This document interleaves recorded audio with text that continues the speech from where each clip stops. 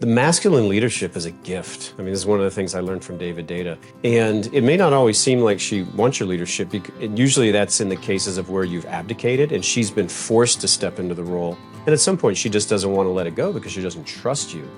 But if you can step into that role and build the skills within you that allows you to bring directionality, structure, and clarity into the relationship, you're damn right she wants to relax into that, even when it seems like she doesn't. But you're going to have to earn it by showing her that you are trustable. And you do that by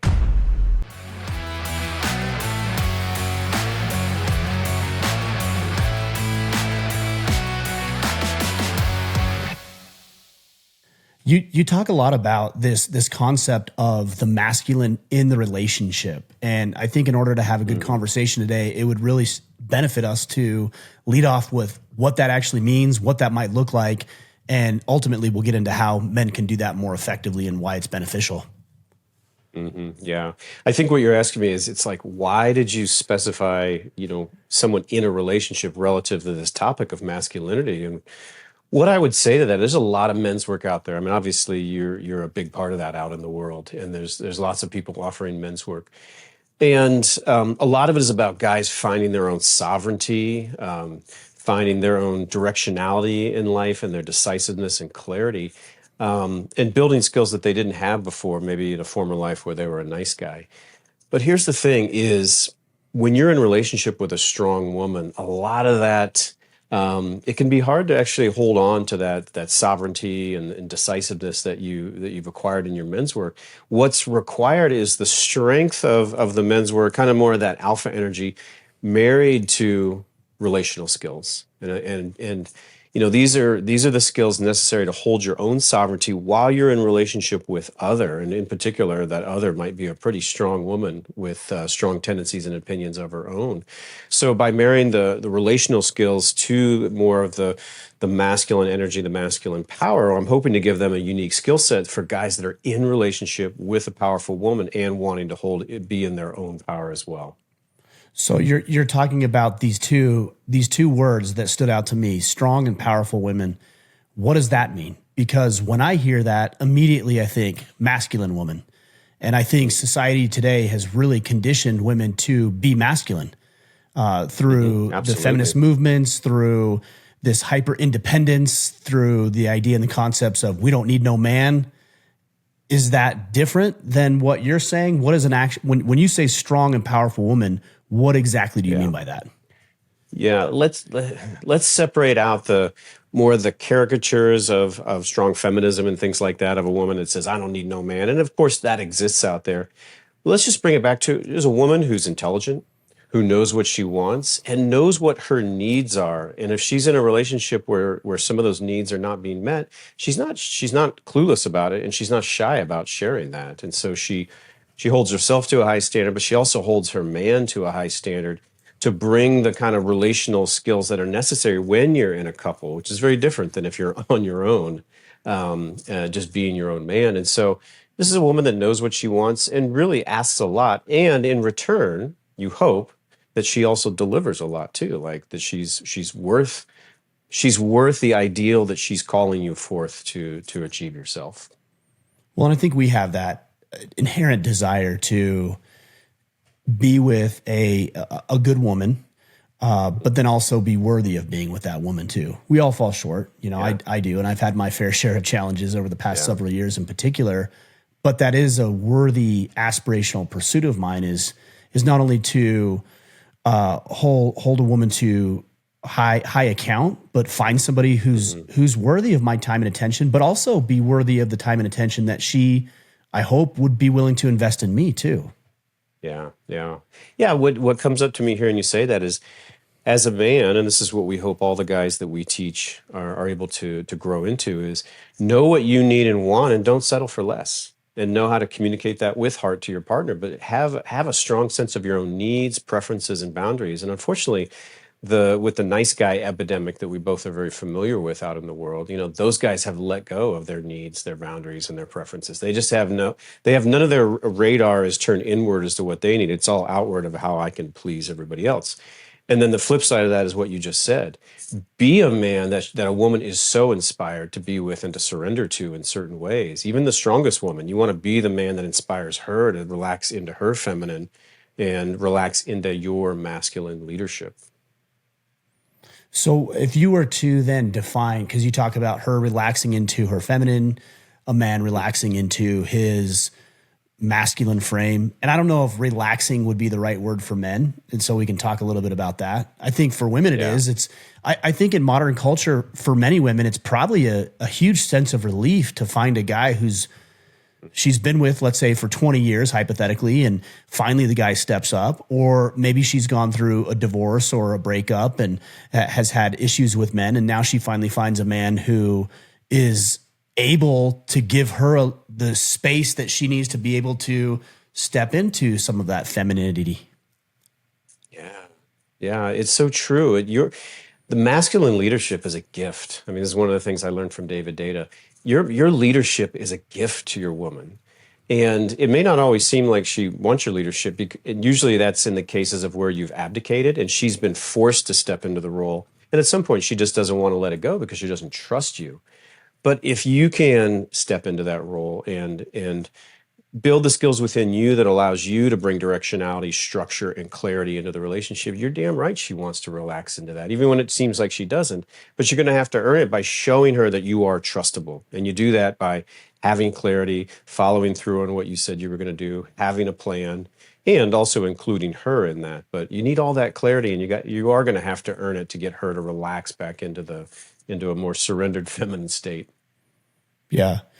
What is your take? Well, hold on. Before I get to that, you said another word, and this triggers a lot of people, especially women. You said surrender. Yeah. I think I know where you're coming from, Yeah. and I'm sure that we're probably in agreement and in alignment. But a lot of women will hear that and think, surrender. Yeah. I'm not Yeah. surrendering to anything. Yeah. What are you talking about? So help me understand that. Yeah. Yeah, I'm glad you brought that up. Look, surrender is a choice. It's a choice. It's not compulsion. And a woman has her own sovereignty to surrender into your lead temporarily while she chooses to give it to you and before she chooses to take it back in her own life. But the flip side of that, I think, for the guys that we want to emphasize here is you offer your leadership as an invitation. This is not the 1950s. It's not compulsory. You're not in charge. You're offering your leadership as an invitation for her to follow. She always has the choice whether or not to follow it or not. If you're not trustable, if you've been proven yourself not to be trustable over time, then she's probably not going to follow your lead. But if you have proven to be trustable, to have a good plan, to have clarity, and to follow through on what you say you're going to do, then that level of trust will be there where a lot of women will choose to surrender into your lead. Do you believe that when a woman surrenders the way that you're describing it right now, that is, how does she feel about that? Does she, is that welcomed? Is that a reprieve, or is it a sense of inferiority or concern? Like, what does that actually look like for a woman in your experience? Yeah. Yeah, exactly. Let's see, where would I go with this? We're speaking archetypally, of course, here. Not Obviously, everything's going to apply to all generalities, women, right? but Sure. yeah, it is a relief if she's choosing to follow you out of her own volition. It's absolutely a relief. You know, women have been forced into the masculine role in the working world. The working world requires masculine energy, not solely masculine energy, but a lot of getting shit done out in the working world requires masculine energy. So the women have to go into that, but that's not their natural energy. And I write about this in the book. Their natural energy is a feminine energy. And so at times they want to be able to let down and just let you take the reins. It's not all the time. They don't want to feel controlled by you. They don't want it to be compulsory, but at times it absolutely is a relief to most women to temporarily surrender into a really competent lead that's offered to them. So one thing I often hear, and I know that we cannot control other people, obviously, but we can certainly influence them. And as a man, if you're doing what you're talking about doing, and we're going to dive deeper today, then you have the opportunity to influence your partner. My question is, how do you get a woman to step more fully into that feminine role? Because I hear from guys every single day who would love nothing more than for their wives to be more feminine, to have the relational aspect of the thing, to be more empathetic, to be nurturing. And even if we're going to talk about generalities, traditional gender roles, to be able to provide a space where she might be able to stay home and raise the kids and not have to go into this masculine dominated work environment. How do you get a woman to embrace that idea who has been conditioned not to for literally all of her life? Yeah, it's true. A lot of women have been conditioned to really take the reins of their own life. I guess that I'll pick on your languaging a little bit, even though I know this is not strictly how you meant it, but you don't get them to do anything, as Right. if And that's you what I kind mean of by reach across. influence. Yeah, exactly. And I would suggest the word evoke. How do we evoke that choice to relax back into more of their feminine energy? And you do that by filling the masculine pole. What happens when two people are together in intimacy is there's always a polarization. If one person is really adopts more of a grounded, directional, structured presence, the other one is going to go more energetic and more flowy. And vice versa. If one is in a very flowy, energetic state, the other person naturally polarizes into more stillness. And it doesn't even matter which gender we're talking about. So the more that you can be structured, the more that you can offer directionality, the more that you can occupy that masculine pole in the relationship, that is what's going to evoke. So in other words, if you got this handled, she can say, okay, you've got it handled. Now I can let go and trust that you will have it handled. And I think that, both literally and metaphorically, the best thing a guy can do can be, baby, I got this. I got this one. And whatever that means, you've got it handled. So I think it's about evoking that behavior rather than getting her. And you do that by, again, occupying the masculine pole. And there's a natural next question of like, okay, what does it mean to occupy the masculine pole? And that the answer to that is the masculine blueprint from the book. And it's exactly what I wrote. It's a 3-part framework for building your masculine core. Can you talk about what those 3 parts are? Because I think that would be really helpful for Yeah. the guys. Yeah, absolutely. This is the masculine blueprint. So the first element is respond versus react. So this is the quality of a man who he's got a grounded nervous system. There's a stillness to his way of being, and you can just tell that he lives very choicefully moment to moment because he's very present. He's very much in this moment rather than kind of being lost in the thought world of future and past. And he operates out of choice rather than his reactivity or habituation or kind of that historical scripting that some of us fall into. And so that's the first element, respond versus react. Now, the second element is provide structure. So this is the quality of a man who, first and foremost, he's got inner clarity about what he needs, what he wants, what the moment calls for, inclusive of her. And so he's got a lot of those qualities of clarity. And then he manifests those externally through direction and structure and decisiveness for not only himself, but the world around him. And so that's the second element of the blueprint, which is provide structure. And then the third one is create safety. So we're talking about physical, financial, and emotional safety. And in the book, I didn't touch as much on physical and financial. It'll probably be in the sequel when I do get that done. But we do talk a lot about emotional safety. And I'm telling you, Ryan, that like there's no bigger determinant of how open your woman is to you than the level of trust and safety that she feels. And so it's a real art to be able to create emotional safety in your woman and also build emotional connection. And I think that's something that most guys are like, what the hell are you talking about, emotional connection? And I'm telling you guys, one of the most powerful things you can do in your relationship is build a strong emotional connection with your woman because it's gonna insulate you from a lot of the bumps and bruises that are natural in relationships. So that is create safety, and that's the third element of the blueprint. I had a really interesting conversation with his name's Connor Beaton with Man Talks. I don't know if you know Connor or not. Connor's a good friend of mine. Yeah, he's a good guy. Yeah, good guy. And we were talking about this really interesting dichotomy where a woman, again, we're always speaking in generalities. It's not exclusively true, but generally it is. Where a woman will ask for a man, even if it's not directly to him, but would desire, I should say, a man who is willing to express himself. The word that we often hear is vulnerability. I don't like that word because it has all sorts of negative connotations and people have misconstrued it and bastardized it. So I don't use that word, but they're looking for some sort of emotional connection. And I was talking with Connor about this and I said, you know, it's interesting that women say they want that, but as soon as a man gives them that, it's often a detriment to the relationship and how a woman views the man. And he said, well, Ryan, that the reason that is, and I'm paraphrasing, but the reason that is because so many men have misconstrued emotional vulnerability with what women are actually looking for. And I want to hear your thoughts on this, that she's not looking for you to be a babbling buffoon. She's looking for you to understand what your emotions are. And most importantly, to have a plan for dealing with it. And that was really eye-opening for me when he shared that just a couple of weeks ago with me. Yeah. I think he's pretty spot on. Here's the thing. I think a lot of people have fallen into the trap of believing that emotions are the domain of women. No, guys, we have and need to be in touch with our emotions just as much as they are. Both the masculine and the feminine both need to feel their emotions deeply. But the feminine style is that there's no constraints on it and it just sort of sprays forth. And there's some chaos involved often, not always, but it's often chaotic, especially when they get too big.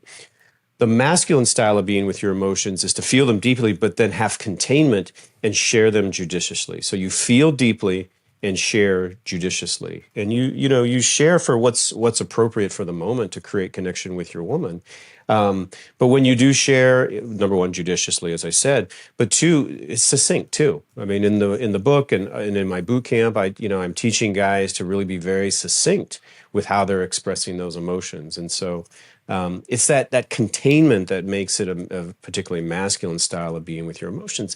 And then once you do that, your emotions aren't running you anymore. And that's very big element of masculinity, is where you're not controlled externally. You're very sovereign. I've actually even heard you talk about not being controlled externally, whether it be financially or whatnot. So when you're not in touch with your emotions, when you're not feeling them deeply, they're controlling you. You just don't know it. And that's not very masculine in my book. And so I think that's the key here. And so I teach guys how do you, a particularly masculine style of feeling and then sharing their emotions. So I had an interesting conversation with, I started working with a therapist and I've been really, really hesitant on this. I mean, extremely hesitant on this. And this is a gentleman who I've known for a long time. We've gone to lunch together, so we've broken bread together, but I see him at the gym just about every day. So this is a man I respect. And I thought, finally a guy who I don't feel is going to give me that woo-woo bullshit. Like, this is a guy who's actually going to talk to me like a man.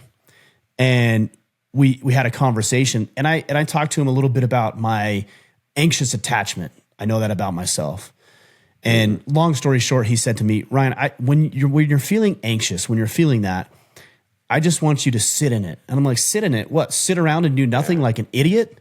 And he's like, no, not like an idiot. I want you to sit in it like a man who's in control of it. Isn't that what you want anyways? And he said to me, aren't you worried about being in control of everything? Why wouldn't you want to also be in control of your emotions? So I'm not asking you to sit around like an idiot.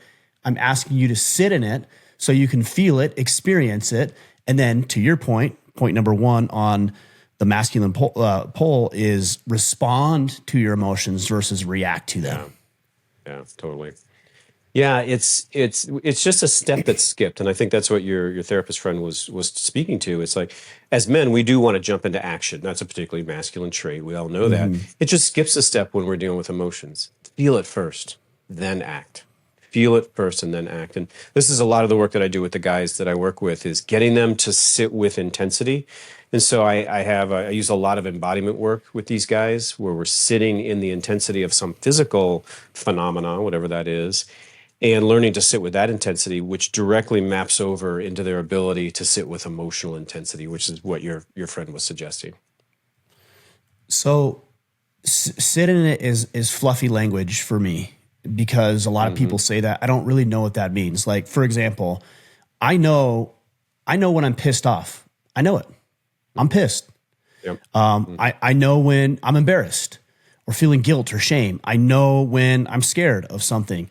So when you say sit in it, like practically for a guy who's listening and for me, obviously, what do you actually mean sit in it? Like Yeah. that's what I'm curious about. Yeah. Yeah. When we feel anger, shame, sometimes sadness, there's an intensity to it, and we often it's an uncomfortable intensity in a lot of ways. And so we sometimes we'll pop off. Let's say we're pissed, and I don't know, maybe your woman is a little bit insulting with you, and she gives you a cutting remark, and you kind of have that whoosh of anger that comes up in you, and you're like, "Don't fucking talk to me that way." Like that is not going to that is not going to take you where you want to go when you just smash her with that. Of Now, you can course. be just as pissed. So, a guy that has sat with his anger is no longer just snapping back like that before he thinks. He's actually feeling his anger and he's like, baby, pause for a second. Actually, that really pisses me off when you say that. And I love you, but we're not going to treat each other that way.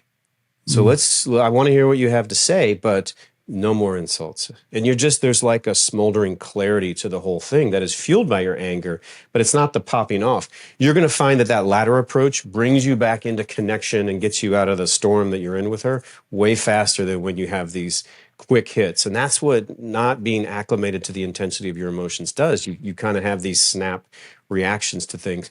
It doesn't lead you where you ultimately want to go. It may feel good for about a second and kind of gratifying to smack somebody else down verbally. It doesn't get you where you want to go. And so that's what we're talking about. You learn to sit with your emotions. Just like this morning I did my cold shower. I'm learning to sit with that intensity. And I know for a fact that that's actually allowed me to avoid kind of that whoosh of emotion that maybe has me do things before I think about them. The only thing I can think of, and this immediately came to mind, I've got 4 kids. How many kids do you have, by the way? I have 3. 3. So we're right around the same. I've got 4. And Nice. I've caught myself saying to all of my children, minus my daughter, but to my boys, my 3 boys, Yeah. hey, stop, calm down, use your big boy words. Yeah, there you go. And I think I could probably take a lot of the same advice, because when you're talking about it, it's not like, don't fucking say that to me, like you said. It's, Yeah. babe, look, give me a second. I'm a little upset. You said something that bothered me. Give me a second. Give it the space it needs. And then, hey, Yep. this bothered me for these reasons. Those are big boy words. Yep. And we tell our kids Yep. to do it, but very often we don't take our own advice. Yeah, exactly. And it's not to keep using the same phrase, but it's usually because of that, like that whoosh of emotion that kind of flares up within us and kind of compels us to do something before we actually choose to do that thing. So what I'm hearing you say is, from a tactical perspective, with regards to responding versus reacting, it's purely a matter of a little bit of margin, meaning, hey, I'm not going to immediately respond or react, to use your verbiage. I'm going to take a breath. I'm going to step away for a minute, maybe, or however long it might take. And then, and only then, am I going to come back into the conversation when I have some rational thought as a factor of our discussion. Yeah, I think that's a pretty good explanation. Everything you just described was very choiceful. And I think you probably share this too. I want to be a man that chooses how I am moment to moment, not a guy that just pops off. And so the way that you described that was very choiceful. You know what? I realize that I need a moment right now before I do something that I regret. So I'm going to take 5 minutes and I'm going to come right back and we can continue this conversation. So yeah, it's knowing yourself and then making choices so that you manifest the man that you want to be rather than just habituation and scripting. I think along these same lines, that might pivot us into a little bit of a different conversation. There's a lot of female idol worship. And I think a lot of men worship females to the point where they no longer are themselves. And there's probably a lot of reasons for that. Nice guy syndrome is definitely a part of that. We can talk about that. But where does disagreeableness come into consideration? And how does a man find his voice and his ability to establish, communicate, and uphold boundaries with a woman who he might be afraid of losing, for example, or saying the wrong thing and it rocks the boat? And you hear these clever little Right. cute phrases like happy wife, happy life. How does a man find that level of Yeah. disagreeableness that's healthy? Yeah. Be there's I think two things come up for me. The first is the phrase I like to use: be unafraid to lose her. I think most of our nice guy behaviors and the ways that we pedestalize or idolize, like you said, come from we're so damn afraid of losing that person. And so I teach guys all the time. You've got to start almost going through the grieving process of losing her, even while you're still in relationship with her. And it's a lot of visualization about what your life would be like if you didn't have this person, and start to acclimate to that notion and be okay with that. Not that you treat her in ways that make that more likely, but be okay with being alone or being left by this person. That's the first thing that I work with guys on. It's usually that hidden fear. They don't even know it sometimes.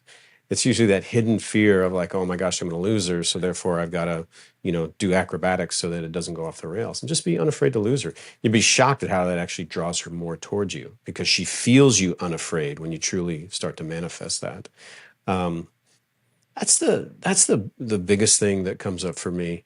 And then the other piece of that, I think, that underlies that is nice guy. This is the radar of nice guys. And nice guys' radar is always pointed out. They're looking for danger, and then they're scanning other people to see what's okay and what's not okay to do, so they can sort of weave through the minefield.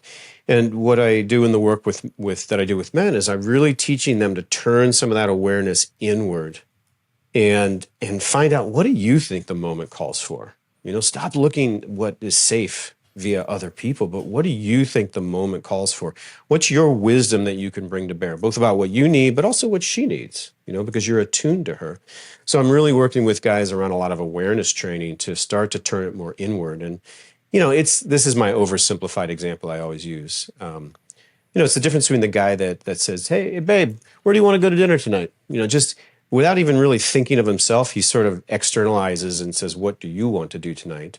Versus the guy that's like, "I really want to go to that new sushi place that I saw down. I've driven by it 5 times. I've always wanted to check it out. Hey, babe, there's this sushi place that I'm loving, that I'm really been wanting to go to. Would you be up for that?" So it's the first guy immediately goes external. The second guy pauses and says, "What do I think is the right thing here? What's my wisdom? What's my preference?" And now you take that simplified example and expand it out into much more complex situations of life. That's how you get her off the pedestal, and that's how you start really dealing with as equals with your woman, rather than looking up at her on her pedestal. So that's the Well, that's the advice that I usually give to guys.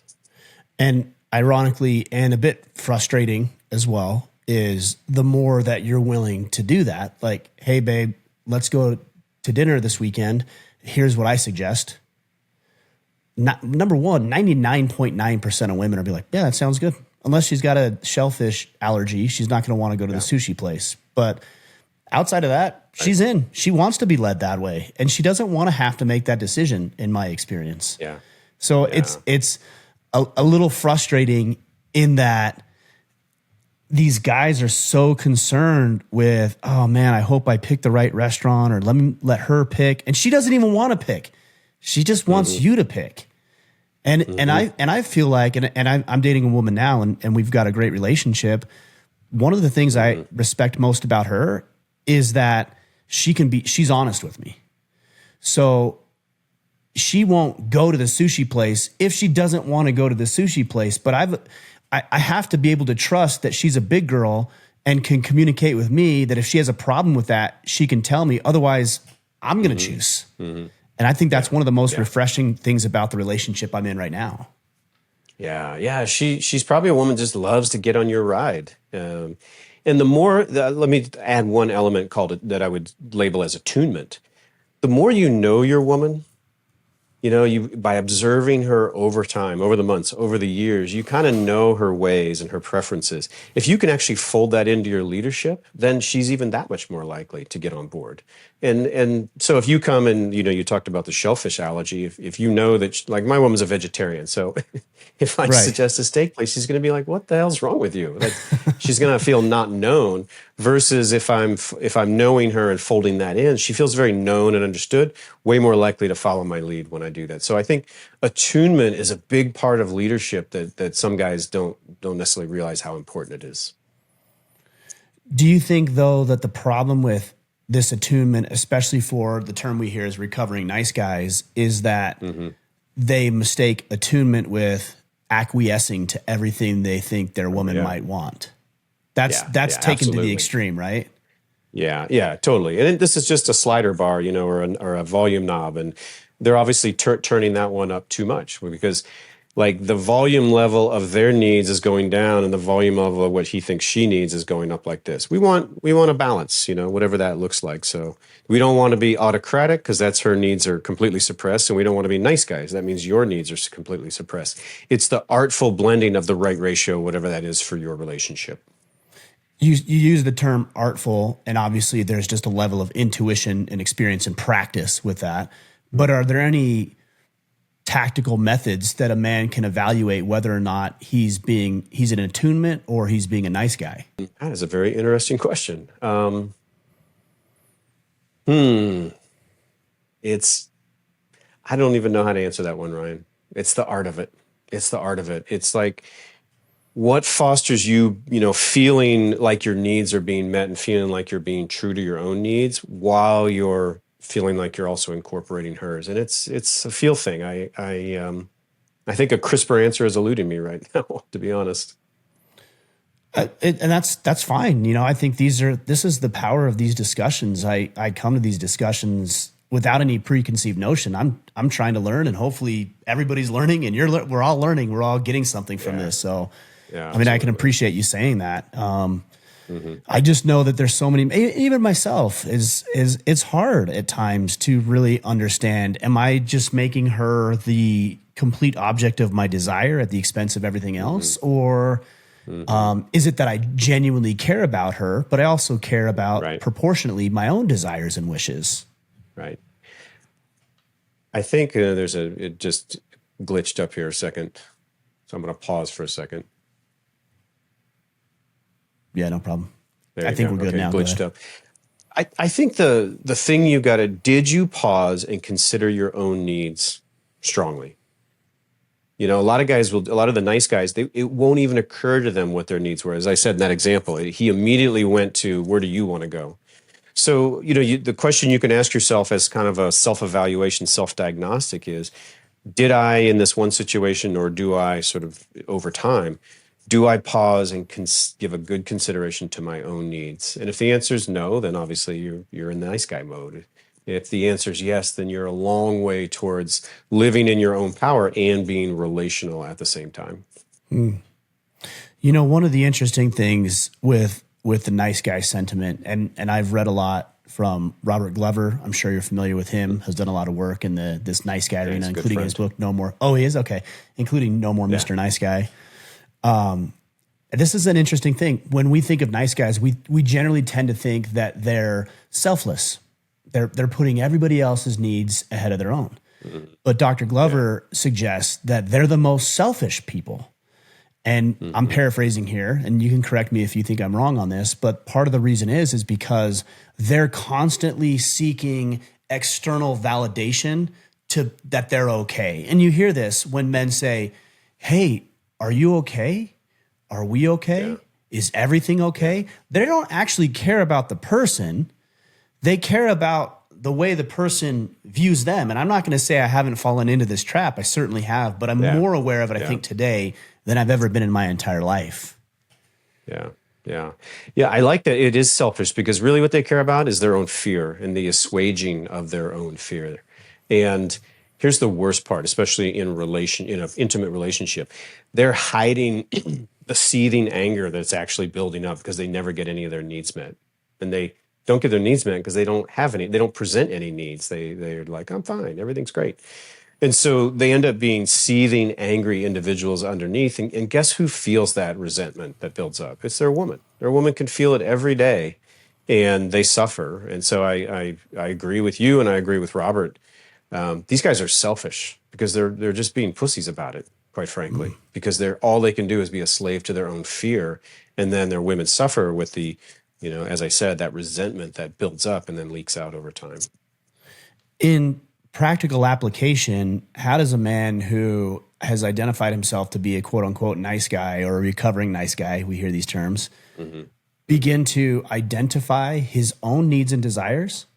And then also equally important to be, maybe even more so, to be able to communicate those, because there's going to be some pushback. If you're in a relationship, for example, for 10, 12, 15 years, and you've been, to your point, this pussified version of a man, she's pretty familiar and comfortable with that. She's stepped into a lot of the masculine role, and all of a sudden you're saying, you're going to choose where we eat tonight?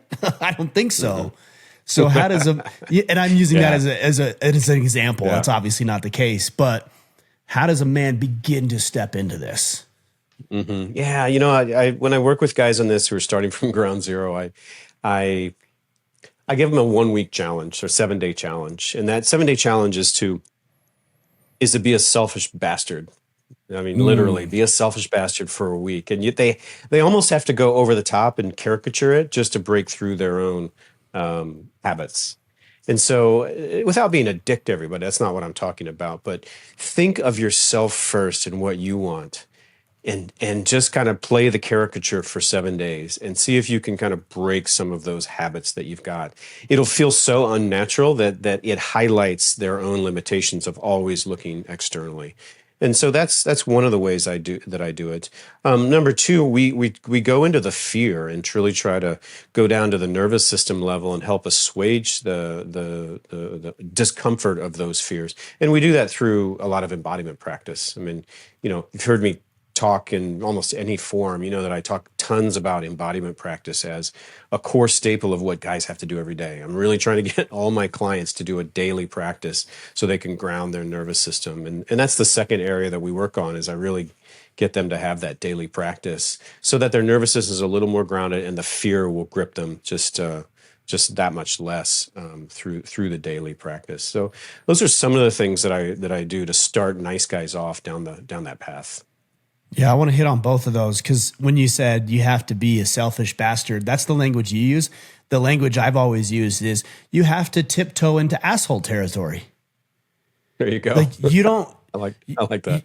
You don't have a healthy perspective of what is being a complete dickhead and what is being just an assertive man. And if you're a passive wimp, you don't know what's assertive, so you actually have to take it to asshole. And then eventually you're going to start reining it back in and realize, okay, that was too far, that was too much. And then you find that middle ground where we should all be working to operate. Yeah.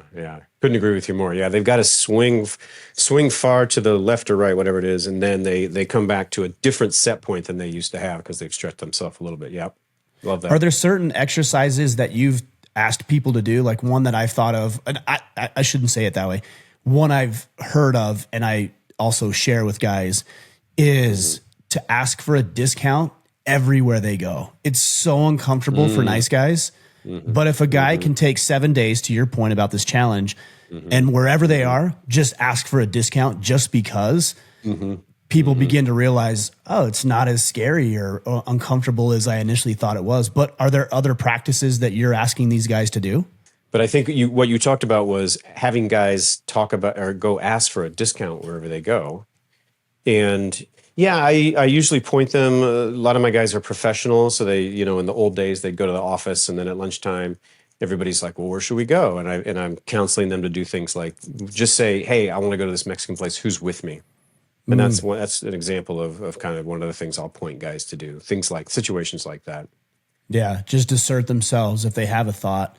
I heard an interesting perspective from a guy by the name of Chris Williamson. Are you familiar with him? Modern Wisdom Podcast. No, I haven't heard of him.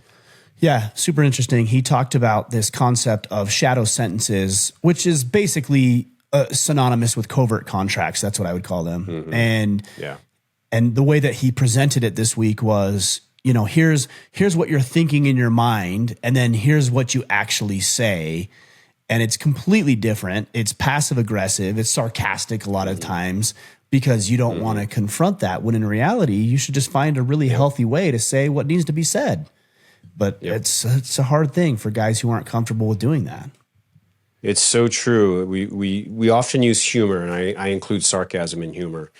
We use humor to deflect the intensity of the moment. And this was actually one of my weaknesses that I've had to work on over the last 10 years. My woman comes at me with a little too much energy, and I'll make some humor. And sometimes it actually works. It's a valid tool to break the drama. Like humor demolishes drama is a phrase that I like to use. But when you do it out of avoidance, that's when it became a problem for me. And my woman wasn't shy about reflecting that back to me. And so you've got to be judicious about these, like you said, the sideways ways of addressing things. And sometimes you've got to just pause, come into your heart, and say, "Hey, this is not feeling good, and I want to share that with you, babe," or whatever the expression actually is. When you said she reflected it back to you, how would that come across? Was it sarcasm? Was it a little bit of biting humor back? How was that actually reflected back to you from her? She would say if she expressed to me that it feels like I'm avoiding her pain, and that was hurtful for her, because she's like, it feels like you don't actually take me seriously when you deflect out of humor. And again, she would be the first one to acknowledge that. Sometimes my humor is actually very good to smash her drama that she's allowed herself to get caught up in. But there's that that 25% of the time, or whatever it is, that she's bringing a valid hurt to me, and I just couldn't handle it. And I don't want, this is not me, okay, baby, I'll stop being funny. It's, I don't want my woman to feel disregarded by me. Like, that's a core value of mine. So I choose to try to really scrutinize my own humor to see where I'm being helpful by helping her out of her drama, or where I'm avoiding and discounting the gravity of the pain that she's trying to express to me. And that's just, man, that's just an awareness practice, which I think is a big part of men's work, awareness practice. Yeah. It sounds to me like you're saying, with regards to humor, is this a strategy for diffusing the tension in the situation, which can be helpful? Or is it something that we're just trying to avoid having this conversation altogether? Yeah, because I can't handle the intensity. Yeah, it has nothing to do with her. It's It's the selfish stuff that we were talking about. Yeah, exactly. Right. The second point that you made with identifying and presenting your own needs, especially if you're not comfortable doing that, you talked about these embodiment practices. What does that actually look like, an embodiment practice? And what is embodiment? Yeah, I mean, embodiment is just practices that you turn some of your awareness towards the physicality in your body. And physicality could be as simple as the feeling of air rushing across your nostril when you do breath. You could just in through the nose, out through the mouth. There's a physical sensation in the nose and throat when you do that. And so we can do a practice where we simply breathe like that, but we put our attention on the physical sensation. I do a lot of work with gravity. So the feeling of gravity, the sensation of weight, which is, it's present when I'm sitting, it's present when I'm standing. A lot of my practices use the sensation of weight. And we're putting some of our attention on that, but the rest of our attention stays in this relational space. So, when maybe my woman comes at me and she's got some fire, I'll drop some of my attention down to my feet and just feel that sensation of weight, while the rest of my attention is there, very present with her. And what that does is it has the effect of crowding out my thinking, ruminating, overly analyzing mind, or that voice of self-doubt that all comes up. Because the mind has all kinds of defenses when we're presented with intensity or relational intensity. So having some of your attention on your physicality actually just takes up a bunch of the space that used to be occupied by that thinking mind. The net effect is I'm more present, I'm more grounded, I'm less reactive, and I have more capacity to choose how I'm going to act in that moment. So that's kind of the short version of explaining what embodiment is. It's a series of practices that involve movement and breath and visualization and whatnot. I don't want to discount what you're talking about, so I hope it doesn't come across when I ask you this, but would you consider that simply a distraction technique so that you can distract yourself from being in your own head and being consumed with the fear and anxiety that comes up in these situations? Yeah, taken literally, your statement's probably accurate. You are distracting. Your distraction is just reorienting attention, right? But distraction has a bit of a connotation to it. And so, yeah, I'm helping guys train to reorient their attention off of their self-protective, troublesome mind that's thinking too much and explaining too much and defending too much into their physicality, which actually pulls them into this moment. So, yeah, I wouldn't use the word distracting, but that is where we are reorienting their attention. But we're doing it with the goal of having you become more present in this moment with what's actually happening, not this false world of thoughts that your analytical thinking mind creates around you. So is there room for thoughtful consideration in this concept of embodiment, or would that be a completely separate concept? For example, if I'm in an argument with my significant other, we could do these gravity exercises, these breathing exercises that you're talking about. That's reorienting your attention, like you said.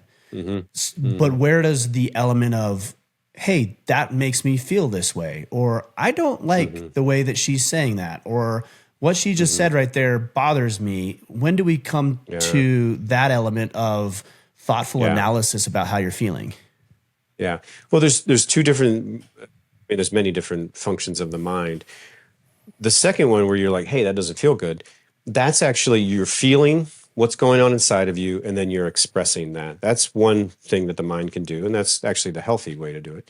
The other was self-protection. So the other part of your mind that we're trying to get rid of is the one that wants to defend. She has an emotional expression, but when we're like, but no, you don't understand. That's not what I said. So you're sort of going into defense, or you're explaining. Oh, let me explain why this happened, so you'll stop being mad at me. Those are things the mind's doing to make the anxiety stop at all costs and instantly. Those are the types of things that are not helpful and that you want to get away from. This compulsory, uh, oh my God, I must stop this intensity of and this anxiety right now. So I'm going to defend or explain or anything to get her to stop feeling how she's feeling, rather than she can feel however the hell she wants to feel. Over here, I'm sovereign and I'm saying, my mind is now occupied with self-reflection, feeling what's inside and saying, hey, that actually doesn't feel good. And then revelation of what's going on inside of me. That's where we want to get you. It's not like you go completely mindless and there's no function for the brain at all. Right. Yeah, and I think the point what you were saying earlier is this level of margin. I remember I was having a discussion with her just a couple of weeks ago, and she was very frustrated with me that I was defending myself, and I'm like, I wasn't defending myself. Yeah. I was just explaining where I was coming from. This is the exact Yeah. scenario that you're talking about right now. Yeah. And Yeah. we had a little space. We both ended the conversation. We had a little space, and the more I thought about it, I was like, she had some really good points. and and Yeah. what she said was right, and I need to take that into consideration. I wish I could have done that faster. I don't think we can process it sometimes that quickly because we do run into these Yeah. defense mechanisms.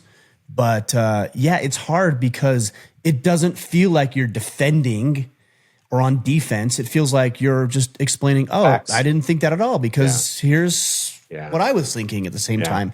But it invalidates what she's thinking. Yeah. I have a lot to say about this, Ryan. I'll give a funny story. This literally happened 2 days ago. We were flying back, and my son got voted for some cool award. My high school age son, and I was pretty damn sure that I told my girlfriend about it, and it happened a few weeks ago. But then, as we're on the plane, I said, "Hey, look at this video. It's him on stage," and she starts to get upset. She had forgotten that I told her, and she started to get upset, like, you didn't tell me this. I don't feel included in your family. This hurts. She got actually rather emotional with me. And I was pretty damn sure I had told her, but I didn't remember 100%. So I decided not to go down the road immediately in that moment of, no, I'm pretty sure I told you, let's go look it up. I actually said, I was almost as an experiment. I said, screw it. I'm actually just going to be with her emotion, even though I'm pretty damn sure I'm right here. But I knew that if I started to argue the facts in that moment while she was emotional, it wouldn't go anywhere because she can't receive the information that I'm giving her.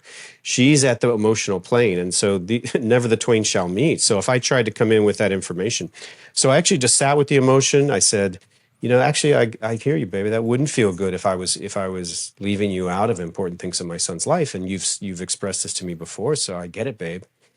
And I just empathized with her without even talking to the facts of whether she was right or wrong. And she calmed down within about a minute or less. And then about 20 minutes later, I pulled up the text. I was like, "Hey, babe, you might want to see this." And I showed her that I had told her 2 weeks ago. But I knew that if I just tried to argue the facts, no matter how right I was, and I was pretty damn right on that one, I just knew in that moment she wasn't ready for it. And so what's the point? And that's what one of the phrases out of the book is feelings first, facts later. When you try to get the facts reconciled first, it never works because she's in an emotional space. Go get emotional resonance with her, give her some empathy. She'll come down, and then you bring the facts into the equation. And it's not a like either or who's right or who's wrong. It's just a sequencing problem. Deal with the emotions first. Settle her nervous system first, whatever that means. Then get to the facts, and you're going to find yourself a whole lot more successful if you've got a reasonably emotional woman. Well, I learned something just yesterday that when you're dealing with whether it's a woman or a man or anybody who's emotional, even yourself, you are quite literally incapable of dealing with things rationally. It's not that, like, you might say, why is she acting crazy? Why doesn't she get it? That's another one. She doesn't understand. Yeah. She's literally physiologically incapable of rational thought in that moment because of the chemicals that are released in our bodies that have to do with our fight, flight, or fawning response. It's when you understand it's just a matter of chemicals. Yeah. I think you're more apt to say, you know what? Let's let these chemicals release, metabolize, and then we can come back to this conversation where we're both in a position to be logical about it, which sounds like the scenario you're presenting with your girlfriend. Exactly. I think we said pretty much the same thing using different words. And I always say this, guys, it's not masculine to fight with your woman. So if you think it's like masculine to argue your point and get to be right, all you're going to do is devolve into a big fight, which doesn't show you in your power in this world. And so get really skillful in that space of irrationality. Can you actually operate skillfully in that space? And this is what I try to teach guys to do.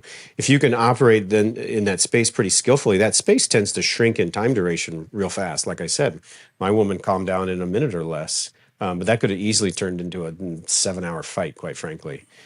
So guys, get skillful in that space where it's not governed by the laws of facts. And what you'll find is that space shrinks in, like I said, in time duration.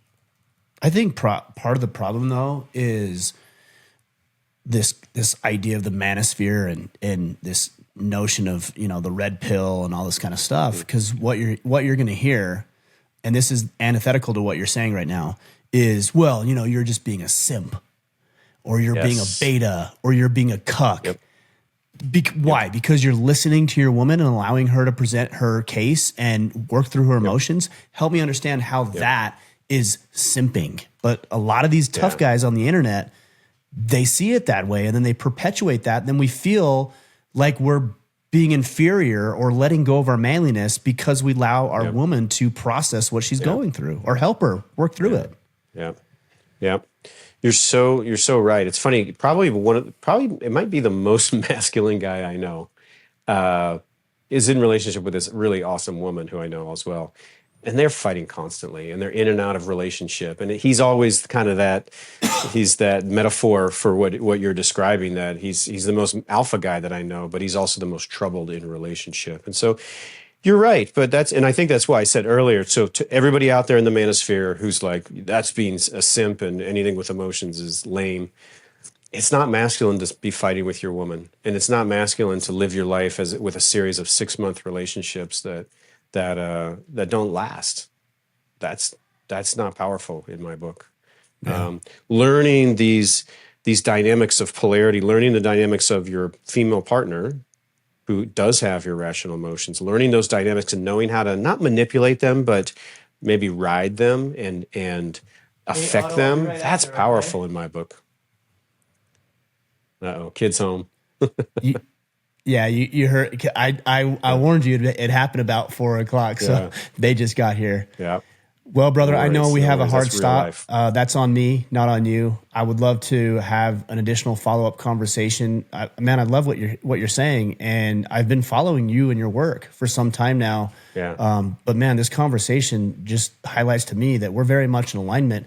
We might see a few things yeah, differently or come about it from a different perspective, but I'm really glad that we were able to have this conversation. I know you have a boot camp coming up.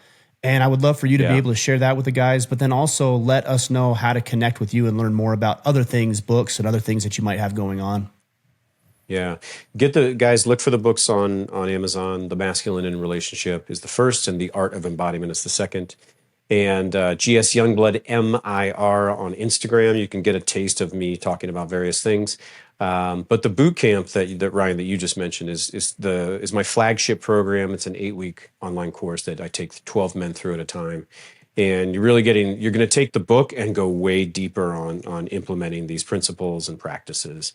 And that's the thing I'm most proud of these days. So check it out, gsyoungblood.com/bootcamp, and you can find more information there. Excellent. Well, I appreciate it again. Yeah. We'll sync everything up so the guys know where to go. Thank you for your work and thank you for joining us today. Yeah. Thanks, Ryan. It's great being on. Great hanging out with you.